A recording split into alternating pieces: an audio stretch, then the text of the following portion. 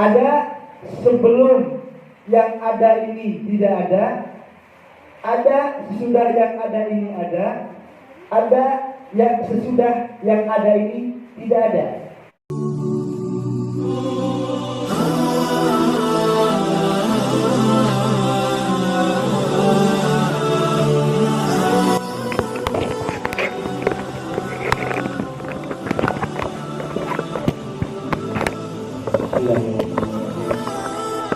Assalamualaikum warahmatullahi wabarakatuh.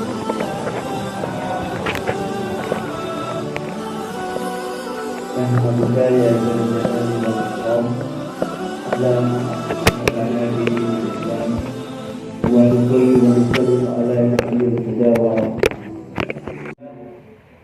Alhamdulillah, segala puji bagi Allah yang senantiasa mencurahkan nikmatnya kepada kita semua, baik itu nikmat iman, nikmat Islam, nikmat ihsan, maupun nikmat di mana kita bisa berkumpul bersama di sini saat ini malam Minggu, walaupun sedikit gemericik air hujan, tetapi tetap tidak mengurangi semangat Bapak dan Ibu untuk hadir di tempat yang mulia ini, di majelis ini. Semoga kehadiran Bapak dan Ibu di majelis ini menjadi amaliyah di hadapan Allah Subhanahu wa taala kelak. Amin ya rabbal alamin. Shalawat serta salam semoga senantiasa tercurah limpah kepada junjungan besar kita, yakni Nabi besar Muhammad sallallahu alaihi wasallam, kepada keluarganya, kepada sahabat, kepada tabi'in, kepada tabi'in, sehingga semoga sampai kepada kita semuanya mendapatkan syafaat kelak yaumil akhir. Amin ya rabbal alamin. Hadirin ahli majelis taklim yang saya hormati, pertama-tama saya mengucapkan banyak terima kasih karena sudah diundang kembali ke sini. Mudah-mudahan pertemuan ini menjadi pertemuan yang diberkahi dan diridhoi oleh Allah Subhanahu wa taala. Dan semoga pula semua yang hadir di sini, yang hadir di majelis ini diberkahi juga dan diridhoi oleh Allah Subhanahu wa taala. Disehatkan badannya, dilancarkan segala urusannya, dipanjangkan umurnya, dibahagiakan dunia dan akhirat. Dalam kesempatan ini saya ingin menyampaikan atau sedikit mengajak Ibu dan Bapak untuk merenung. Kalau tidak salah, saya itu dulu ke sini itu sebelum pandemi, Ustaz ya. Sebelum pandemi, dan masjid pun belum sehebat seperti sekarang. Alhamdulillah, setelah setahun lebih ya, karena waktu itu belum pandemi. Alhamdulillah sekarang masjid sudah sangat luar biasa, ini sangat tohaga sekali kalau dalam bahasa Sunda ya, sangat tohaga. Mudah-mudahan dilancarkan dalam pembangunannya, cepat beres, dan mudah-mudahan pula warganya di sini semakin rajin juga ke masjid untuk berjamaah dan untuk thalabul ilmi ya. Amin ya rabbal alamin. Jadi kurang lebih setelah setahun lebih saya agak kesini, alhamdulillah sekarang bisa bersilaturahmi lagi, bertemu dengan Ibu dan Bapak, dan Saat ini saya mengajak mari kita sama-sama merenung setelah setahun ini, bahkan di dalam berita itu kemarin konon katanya tanggal 2 Maret kalau nggak salah kemarin itu tanggal pertama kali COVID-19 ada di Indonesia, yang diawali oleh ibu apa namanya ya dari Depok gitu. Wabah COVID-19 ini bukan hanya melanda Indonesia tetapi seluruh dunia. Mari kita sama-sama cari hikmah atau kita merenung dari COVID-19 ini. Hampir bahkan lebih dari setahun kita hakikatnya oleh Allah Subhanahu wa taala, syariatnya oleh COVID-19, kemudian kita diminta oleh pemerintah, instansi-instansi terkait untuk membatasi segala aktivitas kita. Bahkan di awal-awal pandemi ini, Maret, April, Mei itu pas genting-gentingnya, pas awal-awal 2020 saat itu kita dipaksa untuk berdiam diri di rumah. Betul Bapak Ibu? Lalu apa yang kita dapatkan? Semua menjerit karena ekonomi, menjerit karena banyak hal yang tidak bisa dilakukan. Tetapi di balik itu semua pasti ada hikmahnya. Ingat sabda Rasulullah, kullu syai'in sababun wal hikmah. Segala sesuatu memiliki sebab dan hikmah. Di dalam bahasa yang lain disebut kausalitas. Ada sebab dan ada akibat. Sedikit melihat hikmah, mari kita berhusnudon melihat hikmah dari pandemi ini. Ketika kita disuruh berdiam diri di rumah, ada PSBB, sekarang ada PPKM, dan kemudian segala sesuatu harus sesuai protokol kesehatan, mulai dari jaga jarak, memakai masker, mencuci tangan, dan seterusnya. Semua kita dibatasi. Tapi kita bisa belajar dari sejarah, di mana sejarah itu mengajarkan kepada kita para ulama, para wali, para nabi, bahkan para rasul, sebelum mereka menemukan misi mulianya, mereka melakukan bertahanus. Dalam bahasa kita itu disebut bertahanus. Para pahlawan dan sebagainya itu sebelum mereka menemukan misi mulianya, mereka bertahanus. Bertahanus itu kalau dalam bahasa kita mungkin lebih tepatnya mengasingkan diri atau menyepi, atau dalam bahasa yang lain itu bermeditasi dengan tujuan untuk merenung.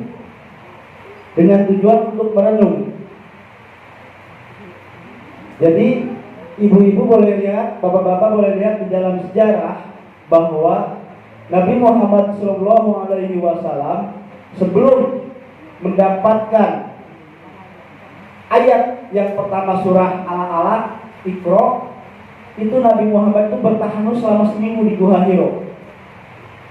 Bertahanus. Pun nabi-nabi yang lainnya, pun setelah para nabi, para pengikutnya, Imam Al-Ghazali, bagaimana di dalam konsepnya itu beliau ada konsep uzlah, kemudian para tabiin, para ulama hampir rata-rata bertahanus. Nah, kita semua sekarang marilah berpikir positif ketika wabah menimpa kita semua. Marilah berpikir positif bahwa mungkinkah ini sebuah pertanda atau sebuah simbol atau ayat yang tidak tertulis dari Allah Subhanahu wa taala, karena ayat Allah itu bukan hanya yang tertulis saja. Ayat yang tertulis sudah jelas Al-Quran, tetapi ada ayat-ayat yang tidak tertulis dan mereka menunggu kita untuk membacanya. Salah satunya mungkin ini. Mari kita merenungkan, panen apa yang akan kita peroleh setelah pandemi ini, atau apa yang harus kita lakukan dalam bertahanus di rumahnya masing-masing.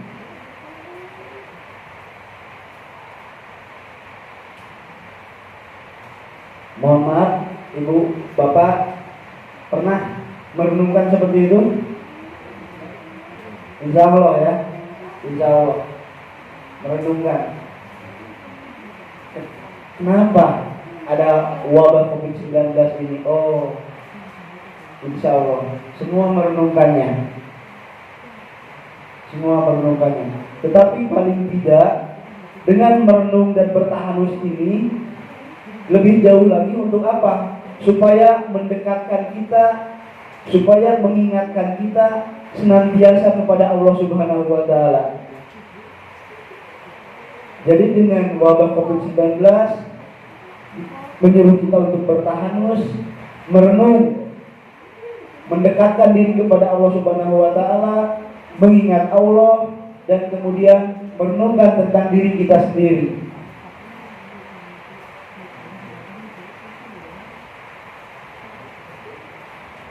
Semoga kita semua bisa merenungkan paling tidak bagaimana kita mendekatkan diri kita kepada Allah.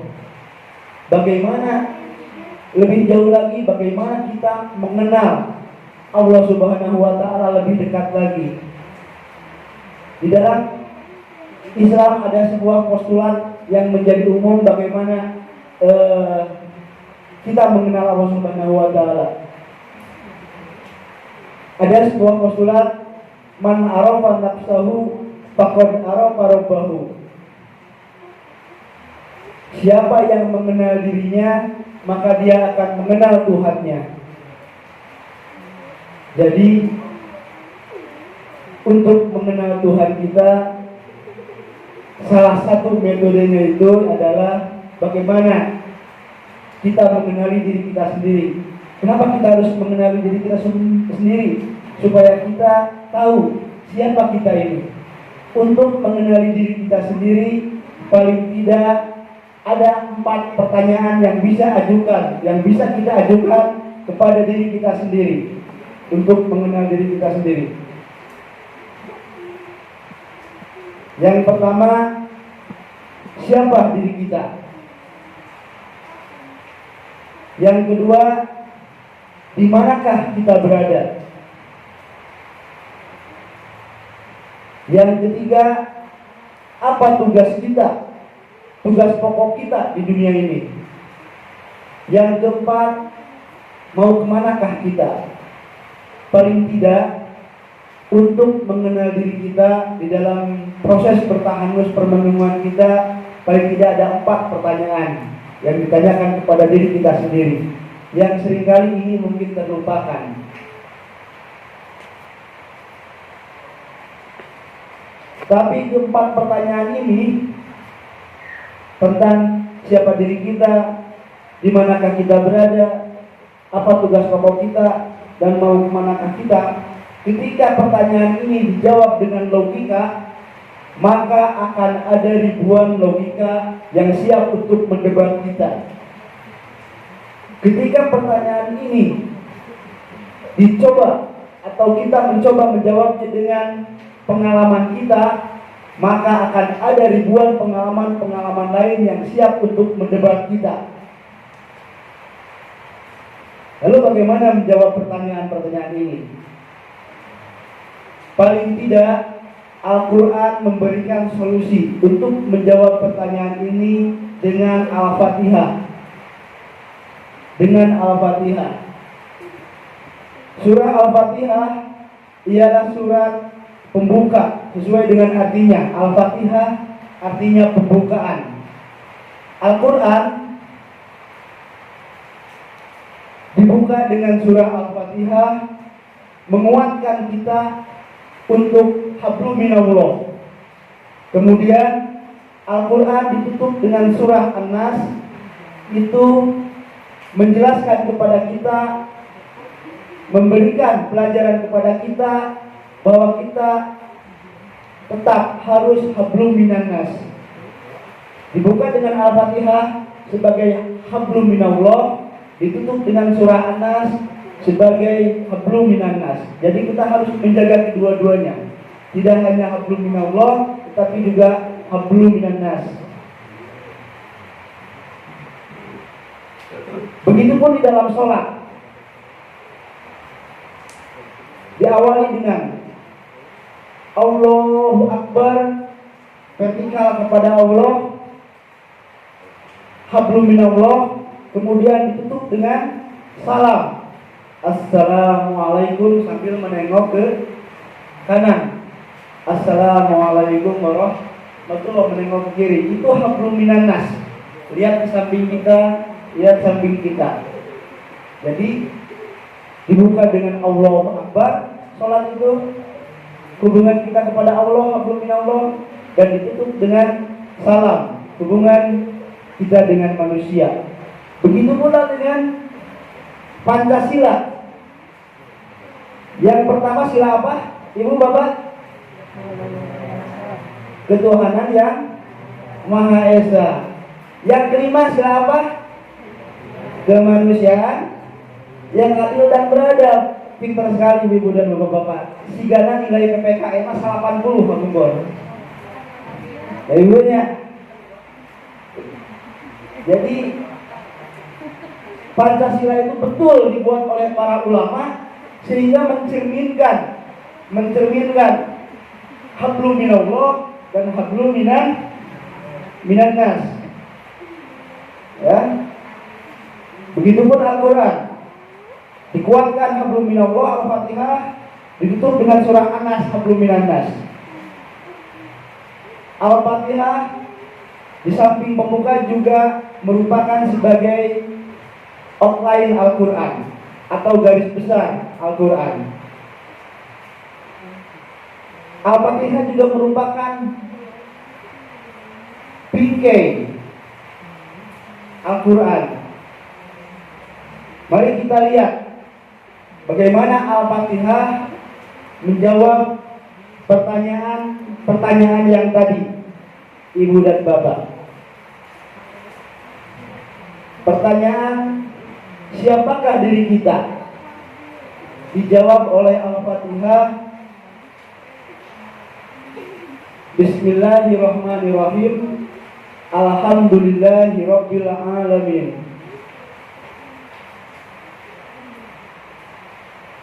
Kita umat Islam diperintahkan untuk memulai segala sesuatu dengan bismillah dan mengakhiri segala sesuatu dengan alhamdulillah.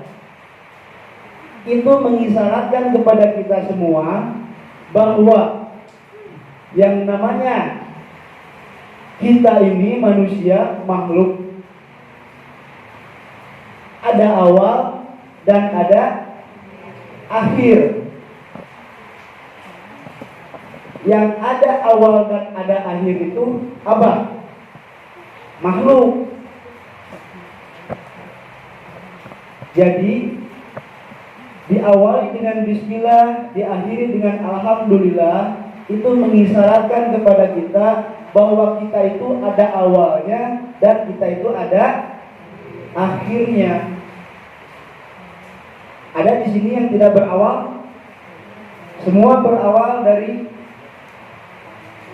syariatnya dari perut ibunya masing-masing, benihnya dari bapaknya, hakikatnya dari Allah Subhanahu wa taala semuanya.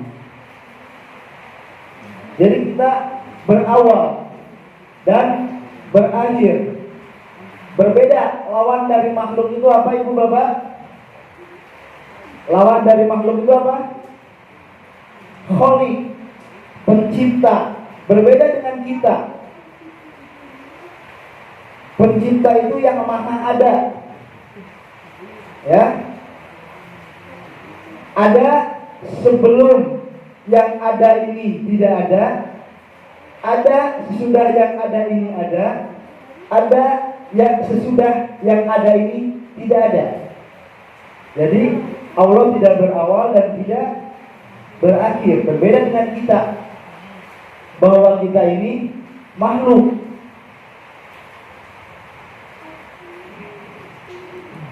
Jadi siapa kita? Jawabannya sudah terjawab. Siapa kita? Makhluk Allah, hamba Allah yang kecil. Kita ini kecil.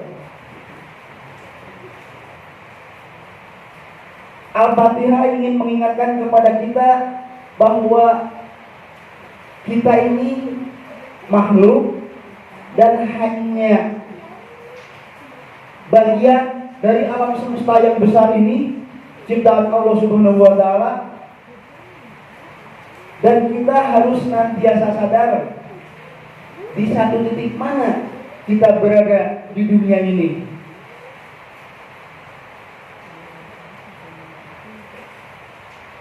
Mohon maaf, Ibu dan Bapak sebelumnya pernah merenungkan tentang siapa diri kita? Sudah, Ibu? Sudah ya? Alhamdulillah. Ya. Lalu apa jawabannya ketika kita mempertanyakan siapa diri kita? Saya seorang dosen, misalkan. Saya seorang ibu rumah tangga. Saya seorang pekerja. Apakah pertanyaan itu, jawaban itu memenuhi apa yang kita pertanyakan? Ketika ibu ditanya, siapakah kita? Siapakah ibu? Lalu ibu menjawab, saya ibu rumah tangga. Cukup tidak jawaban itu? Cukup tidak? Atau misalkan saya seorang guru, lalu setelah pensiun, oh berarti saya bukan guru dong. Boleh besok ibu atau bapak bercermin, tanyakan kepada cermin, siapa diri kita? Lalu di cermin, ibu tunjuk aja ke cermin atau bapak, siapa kamu? Lalu cermin akan melakukan hal yang sama. Ya Bu ya Pak, cermin akan melakukan hal yang sama. Ketika kita tanya, siapa kamu? Dia melakukan hal yang sama kepada kita. Siapa kamu? Ya,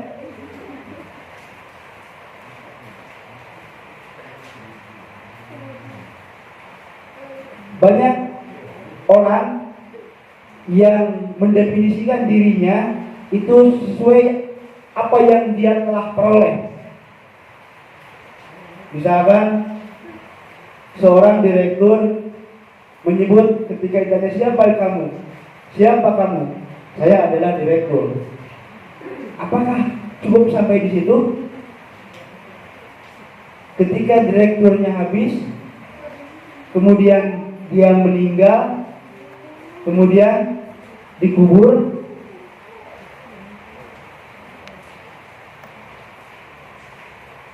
sudah tidak ada lagi direktur. Orang bekerja rata-rata kalau misalkan PNS itu sampai usia 60 tahun.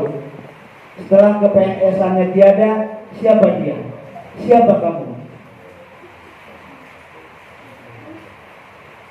Ketika sekolah, kemudian kuliah, sebelum lulus kuliah rata-rata yang dicita-citakan itu ialah mendapat pekerjaan, mendapatkan kepastian gaji berapa sebulan.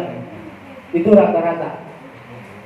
Setelah mendapatkan gaji, setelah mendapatkan kepastian bulanan, lalu orang bertanya lagi, apakah sudah sampai di sini? Orang yang namanya naluri kemanusiaan, dia akan terus bertanya. Dia akan terus bertanya dan bertanya, apakah sampai di sini? Ternyata dia tidak puas dengan gaji bulanan ini. Lari lagi, mencari pengakuan, mencari cinta, pada akhirnya mencari eksistensi diri. Lalu sampailah kepada pertanyaan, siapakah kita? Dan alhamdulillah, siapakah kita? Tadi sudah terjawab bahwa kita ialah makhluk Allah yang suatu hari kelak akan berpulang kepada Allah Subhanahu wa taala. Halo Bu, Pak, siapakah kita? Makhluk Allah ya Pak ya. Tidak lain bahwa kita makhluk Allah dan kita harus senantiasa beribadah kepada Allah Subhanahu wa taala. Kemudian pertanyaan yang kedua, di manakah kita berada? Bu, Pak, di manakah kita berada? Di mana? Di mana Pak? Kan yang jawab Al-Fatihah. Jawab Al-Fatihah. Kata Al-Fatihah, di manakah kita berada? Ar-Rahmanir Rahim. Kita berada di dalam kasih sayangnya Allah. Kita berada di dalam kasih sayangnya Allah. Mana kasih sayangnya Allah itu? Bu, Pak, andaikan orang yang mendapatkan kasih sayang Allah hanya orang-orang yang qiyamul lail saja, betapa banyak orang yang tidak mendapatkan kasih sayang dari Allah. Kalau orang yang mendapatkan kasih sayang dari Allah hanya orang-orang yang rajin membaca Al-Quran, bertadarus terus, begitu banyak orang yang tidak mendapatkan kasih sayang Allah. Betul Bapak Ibu? Jadi kita berada di dalam kasih sayangnya Allah. Napas yang kita hirup, kedipan mata, semua kasih sayang Allah. Dan pertanyaannya sederhana, pernahkah kita mensyukuri berapa oksigen setiap hari yang kita hirup? Berapa kali kedipan mata kita dalam satu hari satu malam? Pernahkah kita merenungkan itu, Bu? Pak, pernah ya? Alhamdulillah. Berarti Bapak rajin bertafakur. Luar biasa. Karena bertafakur itu sangat luar biasa sekali, Bu. Man tafakurus sa'atin khairan min ibadatin sittina sanatin. Man tafakurus sa'atin, siapa yang bertafakur sesaat saja, khairan, lebih baik, min ibadatin, dari beribadah sittina sanatin, 60 tahun. Jadi ibu-ibu sekarang saat ini hadir di majelis ini, itu sama dengan beribadah 60 tahun, Bu. Luar biasa ya, Bu. Karena di majelis ini ibu-ibu bertafakur, bapak-bapak bertafakur, berpikir tentang kekuasaan Allah. Berpikir, malaikat mencatat, langsung dibawa ke langit.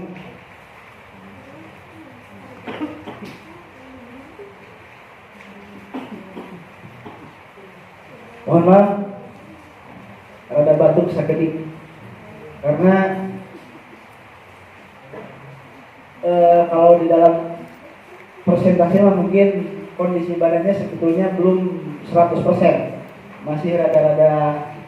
Minggu kemarin ibu-ibu saya diberikan kasih sayang oleh Allah Subhanahu wa taala melalui Namru lah, ya Bu ya. Seminggu kemarin. Sampai di mana Bu tadi? Sampai di mana? Di manakah kita berada ya Bu ya? Kita berada di dalam kasih dan sayangnya Allah. Jika ibu-ibu dan bapak-bapak bertafakur dan kemudian bersyukur, atau pernahkah kita bersyukur ketika kita dianugerahi keluarga, kita dianugerahi napas setiap detik, setiap menit, setiap jam, setiap hari, minggu, bulan, tahun, dan seterusnya. Pernahkah kita bersyukur? Ada berapa kali detakan jantung kita dalam 1 menit? Bahkan konon katanya ketika detak jantung kita kurang dari entah 70 atau dalam 80 dalam 1 menit, maka itu katanya harus periksa katanya. Subhanallah.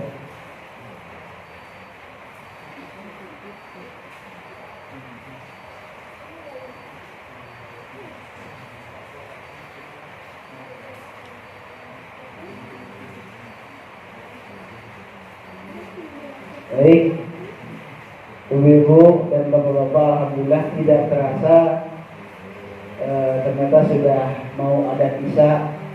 Sebetulnya pembahasan belum selesai, tapi mudah-mudahan apa yang saya sampaikan bisa bermanfaat. Semoga kita semua bisa tidak hanya sekedar merenungkan tentang Al-Fatihah, tapi bagaimana kita bisa menjadikan Al-Fatihah itu sebagai pedoman hidup kita, khususnya Al-Fatihah, umumnya Al-Quran. Bagaimana Al-Quran itu bisa ada di dalam keseharian kita, Al-Quran itu bisa ada di dalam sanubari kita, dan di dalam keseharian kita, di dalam akhlak kita. Ya, mudah-mudahan kita semua bisa berakhlak seperti akhlaknya Rasulullah, karena khuluquhul Quran. Karena Rasulullah itu akhlaknya akhlak Al-Quran, ibu bapak. Jadi semoga kita bisa mengamalkan Al-Fatihah di dalam kehidupan sehari-hari. Mohon maaf jika ada salah kata. Wallahu muwaffiq ila aqwamit thoriq. Wassalamualaikum warahmatullahi wabarakatuh.